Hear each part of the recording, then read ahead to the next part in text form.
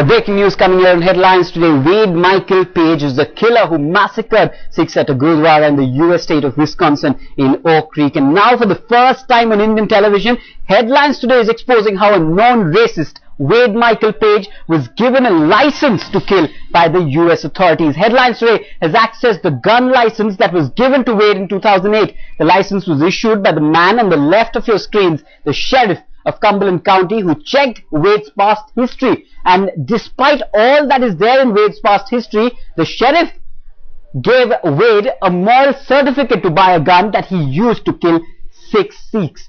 And this is the gun license number 86680 issued to Wade. The license clearly gives Wade a clean chit both on his past record and his moral character. It's been issued by, as I told you, the Cumberland County Sheriff, and it was meant to expire in 2013, and it was this license that gave Wade permission to buy firearms, even as clear holes remain on why his racist past was ignored.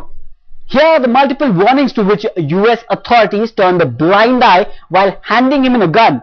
Wade was dishonorably discharged from the army. He was founded a racist band called White Apathy. He wrote songs with lyrics that says, "I'll fight for my race and nation." He gave interviews spouting racist venom. He posted an internet group saying that people who were serious about white supremacy should get out of their computers and get into action. For the past 12 years, he's been termed a neo-Nazi, and yet he was still given a license to kill. We've been tracking the suspect in the Wisconsin shooting for a little more than a decade. We know that he has traversed one of the most violent parts of the white supremacist scene, namely the racist skinhead music scene. He had his own band called End Apathy. He played in other extremist bands that are like that. This world is extremely violent. Neo-Nazi skinheads have been known to murder minorities, murder each other. So he's been involved in that for quite some time. We don't yet know fully what motivated this individual to carry out this terrible act. If it turns out, as some early reports indicate, that it may have been motivated in some way by the ethnicity of those who were attending the temple, I think the American people immediately recoil against those kinds of attitudes.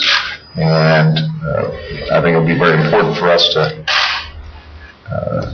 reaffirm once again that in this country, regardless of what we look like, where we come from, who we worship, we are all one people.